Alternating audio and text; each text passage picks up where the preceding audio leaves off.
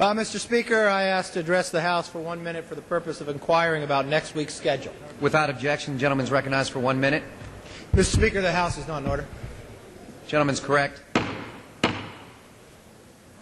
The House will come to order. Will members please take the conversations from the floor?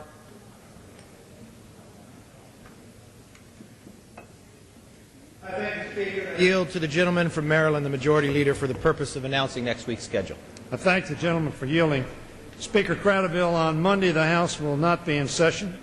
On Tuesday the House will meet at 12:30 p.m. for morning hour debate and 2 p.m. for legislative business with votes postponed until 6:30 p.m. On Wednesday and Thursday the House will meet at 10 a.m. for legislative business, and on Friday the House will meet at 9 a.m. for legislative business. We will consider several bills under suspension of the rules. The complete list of suspension bills, as is the custom, will be announced by the close of business tomorrow.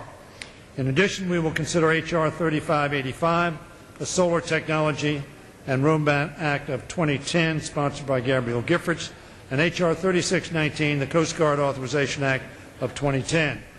In addition, we may consider Senate amendments to the House unemployment extension legislation, assuming that is passed by the Senate.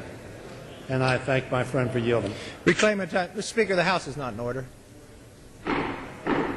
Come to order. Please take the conversations from the floor. Well, I thank the Majority Leader for that information, and knowing at time to time we do this and watching the colloquies you do with our leader, Whip, Mr. Cantor, I know last week you told him that not to expect the health care bill on the floor until the last week in October at the earliest. Do you still think this is the case, the last week of October? I certainly think it's the case that not to expect it before the last week in October. As I've indicated in the past, we intend to give 72 hours notice of having the bill posted for the public and for members prior to bringing it to the floor. We are still working to bring that bill to a point where CBO can give us a final score. We believe CBO is going to take probably a week to maybe a little longer than a week. So it certainly would not be before the last week in October, and it may well be the first week in November. Well, I thank the gentleman, and I just want to make sure I heard correctly. You will wait until the bill is scored, and you will allow 72 hours for the public to also be able to view and read the bill. Is that correct? Yeah, we will wait 72 hours until after the bill is posted. Now, I don't think I said that necessarily will be after the scoring, but essentially we don't think we're going to post the bill until the scoring. If, however, for some reason there was a somewhat delay in the scoring, but we had the majority of it and posted the bill, the 72 hours will run from the posting of the bill. In addition, Mr. McCarthy, what I indicated last week, and we still will hold to, if there is a manager's amendment, as there may well be, we will also assure that there is 72 hours from the posting of a manager's amendment. Now, if the manager's amendment and the bill are posted at the same time, obviously that would be the same 72 hours. If, on the other hand, the manager's amendment is posted a day or so later, then the 72 hours would run from the posting of the manager's amendment.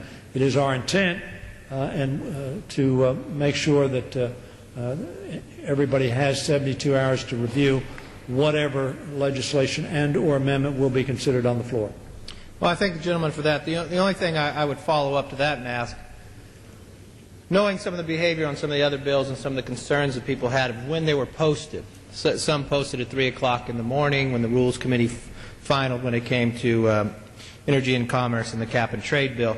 When you count the 72 hours, would this be like business hours? So if it's late into the night, could we wait until the morning that people have the ability to start the clock? I yield to the gentleman. We're not going to do 72 hours of business hours.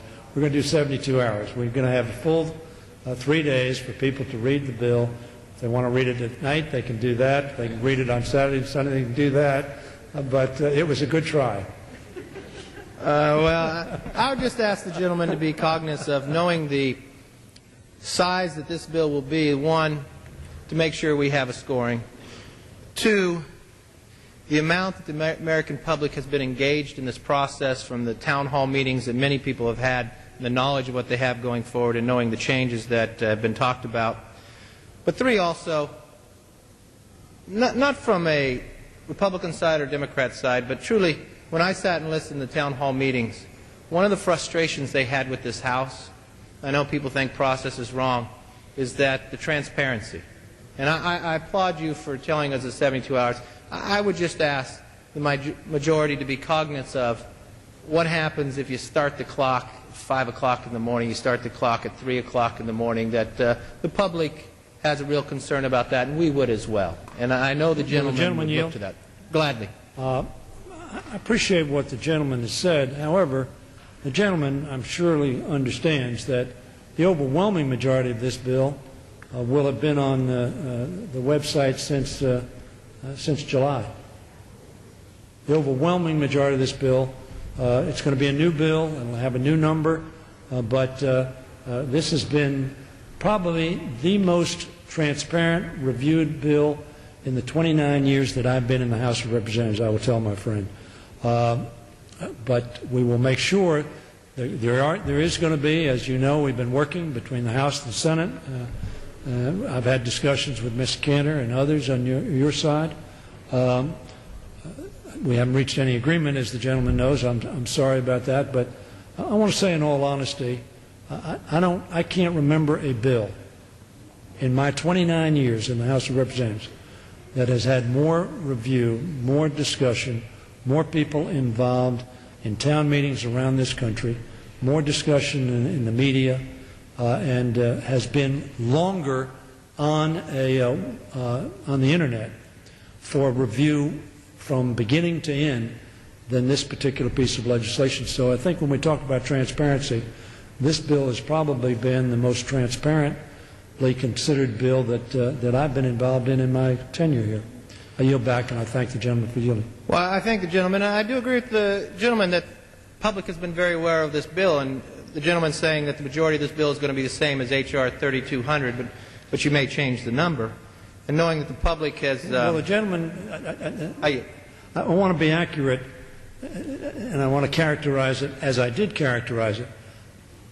Clearly, many of the proposals that came out of the Ways and Means Committee, the Energy and Commerce Committee, and the Education and Labor Committee will be very much alike or similar to what will be in the bill that is put together from those three committees. I think that would not come as a surprise to anybody. Will there be, as we put these together, some changes, perhaps from what was in the original three bills? There may be. My point was, and I think is valid, is that the overwhelming majority of the proposals that will ultimately end up either in the Senate or the House bill have been available to the public for a long period of time, either in the HELP bill out of the Education and Labor and Pension Committee, Health and Education, Labor and Pension Committee of the Senate, or the Senate Finance Committee. Of course, it's been a shorter time because they've just completed their work, but that's it's certainly not going to be H.R. 3200. It will be an amalgam, and it will be have incorporated many of the additional thoughts and comments that we've received from the public during the month of August, September, and frankly since July. I yield back, and I thank the gentleman for yielding. Well, I thank the gentleman. The gentleman talks about the three committees, the Ways and Means, the Energy and Commerce, and Education and Labor, and that bill that they took up was 3200, and you say there might be some other debates. And just to recall to the gentleman, in that bill didn't take effect till the actions within health care to 2014, but the taxes and the Medicare cuts took effect next year. So I just want to stress the point that 72 hours and a little making sure some business time that people can see it. People, the gentleman says it's going to change, and you've had public out there, and the public has knowledge of 3200, that they could be able to see whatever changes. So very cognizant of not being someone running the clock late at night while people are sleeping. I understand time difference. I come from California. But as most open as transparency we could would really be one of the respect that people would bring back to this House. And I thank the gentleman for talking about that. I do have another thing I'd like to talk about to the gentleman with. You know, you always hear rumors. That's what's nice to have this colloquy to try to make sure we get them if they're right or if they're wrong. I have heard rumors that during the week a plan to attach that D.C. voting bill that we all know about to the Department of Defense Appropriation Conference report. That'd be concerning to me because it would be showing a propensity to use our men and women in uniform to carry controversial legislation, much like a debate we had last week. So my question to you is, when do you expect this conference report to come to the floor? And the second part would be, will it include the D.C. voting bill as rumored? And I yield to the gentleman. I can't tell you when it will come to the floor. As you know, the Senate just passed it recently. The latter part of last week or the beginning of this week, I think, and we have not appointed conferees, so I really can't give you the answer to either question because we don't have conferees appointed. As it relates to the D.C. bill, as you know, we talked about the defense bill. The defense bill, we have an armed forces. The armed forces is dedicated to the defense of freedom and the preservation of democracy. We've lost over 4,500 troops in Iraq. People of Baghdad can elect members of their parliament today because our young men and women, and some not so young, fought and too many died so that the people of Baghdad could elect a voting member of their parliament.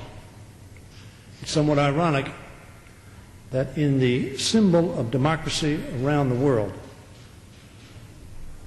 that our fellow citizens, some 600,000 of them, don't have a voting representative in their parliament, the House of Representatives, the People's House. I think that's an egregious undermining of the principles for which our men and women fight, for which we stand, and to which we have pledged support of our Constitution. Now, whether or not that will be included in the defense bill, it is about democracy. It's about participation. It's about respect. And I will tell my friend, I don't know whether that's going to be. I've heard some discussion about that myself. But whether it is or not, I will tell my friend that I will continue to fight as hard as I can and try to figure out how I can bring that bill to the floor, get it to a vote, and give the people of the District of Columbia, our fellow citizens, the right to vote, as the citizens in Baghdad can do, the citizens in Moscow can do, the citizens in every free country in the world, except the United States of America. I think that's a blot on our democracy. I would hope that we would erase that blot as soon as we can, in any way that we can. And I yield back to the gentleman. Thank you for yielding. Well, I thank the gentleman for his passion in the answer, but should I take that that is still a possibility then? I yield back. Most things are possible. One thing I would offer to the gentleman, I mean, the passion in which you started speaking when you talked about the troops. I'll never question your passion for the troops. And I mean, I haven't been in this house long. This is my third year. You know, when I come in this building, you still get goosebumps. And I know we have our philosophical differences. And I think they're constructive. I think debates are constructive. The one thing I firmly believe, when we talk about the Department of Defense, when we talk about we have men and women in harm's way, we should never play politics with it. And I'll make this pledge to you. When you talk Department of Defense and you talk about funding supplemental and others, I won't come here as a Republican. I'll come here as an American. And the more ability that we have to not put anything within that, I will guarantee you have a much greater ability to work together to make sure our men and women have whatever they need to carry out whatever mission. Will my friend yield? Gladly. I appreciate that representation. I pose a question to my friend. Would he help me bring the District of Columbia bill to the floor as a clean bill on the question of whether the citizens of the District of Columbia's representative ought to be able to vote, as every one of us can, on this floor? Well, if the gentleman from across the way in the majority would ever let me have the gavel, I'll guarantee you I could bring a lot of bills to the floor. That was not an answer to my question, I respectfully suggest to you. It was a serious question. The reason the hate crimes bill was on the armed services bill, which it shouldn't have been, It was because we couldn't get 60 votes to bring it up on the floor. Notwithstanding the fact the majority of the Senate and the majority of the House supported that bill. The gentleman talks very persuasively, in my view, about bringing up bills in the proper order. The problem is, very frankly, we don't have the Interior bill this week.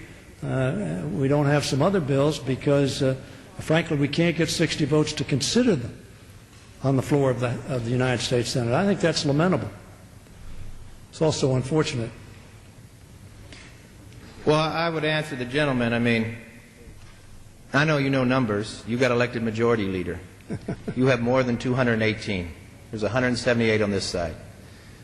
Power I never had when we were here to schedule this floor at any time. You have the power to schedule the floor. You have the power to move forward. When I asked you about at the very beginning is we talk about our troops. Right. Let's make sure we have a very clean bill as the desire on this side of the aisle. Again, if you'll yield, what I was responding to is your observation about a clean bill. My response was, would the gentleman work with me to perhaps get both of our sides to vote on a rule that provides for a clean consideration of whether or not the representative of 600,000 of our fellow citizens who live in the capital of the United States of America, the symbol of democracy throughout the world, but who do not have a voting representative, would my friend help me do that? Because I haven't been able to do it with all that power you think I have, and with the gavel that you think we have. We haven't been able to do that. Would you help me do that? The gentleman, I always help you to work, because you explain to me each and every day, and you show us each and every day, from the committee to the bill we took up today on the floor when it came about water. You have the power of the Rules Committee. If you can guarantee me that it's an open rule when it comes to the floor, it's open debate, the idea that these forefathers, the idea of the dome on this Capitol, it's the second dome. When did they start building it? During the Civil War. Not even know if this country would come together. You know who built it? The idea that the power of this floor, that the idea would be able to work. You know who helped build this dome? You know who helped build this dome? Slaves. Exactly. And we thought that was wrong. The only person who could actually put the very top together was a slave, because we bought it from the French, and the French didn't even give us, they wanted more money to put the directions together. A slave sat inside and put that monument together. And that's what this body was built on. Yield to the gentleman? Do you have another answer? No. My comment is a very simple question. And my answer is you yield to the debate. You want to have an open rule. I want an open rule. Is that unfair? You want to add extraneous. You just talked about transparency, sir. I'm talking about defense bill and your concern about D.C. vote being added to the defense bill. Exactly. My retort to you, because you wanted the defense bill clean to deal just with the subject matter of defense. That's as I took your question. My response to you was, I think that's a good point. Would you help me then do the same for the D.C. bill, which also stands for democracy, clean, not obstructed by issues which are obviously very controversial, which are not consistent with considering simply the very simple, straightforward question, do the 600,000 citizens of the District of Columbia, American citizens, our neighbors, have the right, as our citizens have, of having us have a vote that counts on the floor of the House of Representatives? That's all I was responding. And now I was telling you, I mean, more than gladly to help you, as long as it is a clean bill, that you have an open rule, the way the American public believes this floor is supposed to be run, that people could have the power of the idea, could actually raise an issue and raise a debate. And I thank the gentleman for the colloquy. But the one thing I would like to lead in with, just the last couple questions. You know, this week the House overwhelmingly voted for the Barney Frank authored Iran Sanctions Enabling Act. I know that you put out a press release about the strong message to Tehran that unless it abides by its international norms, its economic isolation will continue. On the same day we passed the Frank bill, news reports from Moscow indicated that Russia has no stomach for further sanctions against Iran. Given your praise for the Frank bill and the fact that Russia appeals unwilling to go along with new sanctions, is it your intention not to consider Chairman Rep. Howard Berman's Iran sanctions bill this year? I expect to consider it. The chairman has announced that he expects to consider that not next week, but the week after. I've told the chairman, as I told Mr. Cantor last week, that I expect to bring it to the floor shortly after it's passed out of committee. So should I assume by the end of October? Or am I Well, I don't. He says not next week, but the week after, whenever he passes it, I will bring it out shortly thereafter. So it could either be the last of October or the very first few days of November. So in 2 or 3 weeks at the outside. So let me just state so I hear you correctly. The committee says, the chairman, to pass out within the next 2 weeks approximately. Yes. And your pledge to the committee chairman was to bring it to the floor directly afterwards within that week. I yield. I don't know whether I made a pledge. Okay. I'm very much for this. I'm a co-sponsor of it. I want to pass it as soon as possible. It's been the chairman's judgment as to when to bring it up. He's going to bring it up, and I'm going to bring it out as soon thereafter as is practical, which I expect to be a matter of days. But I don't know that it'll be, if he passes on Thursday, I don't know, and if we're not scheduled to be here on a Friday, I don't know that I will schedule Friday. We may pass it Tuesday, but I expect it to pass it very shortly after it passes out of committee. I'll make this pledge. I know you asked me for help for other ones. I'll help you with this bill, too. This bill, frankly, with all due respect, your help will be nice but not needed. It's the other bill I need your help on. Well, I always want to put that offer out there to you. So when you want to bring it, I'll be there to help you. I thank you for the time. Mr. Speaker, I thank the gentleman for his time, and I yield back. Gentlemen,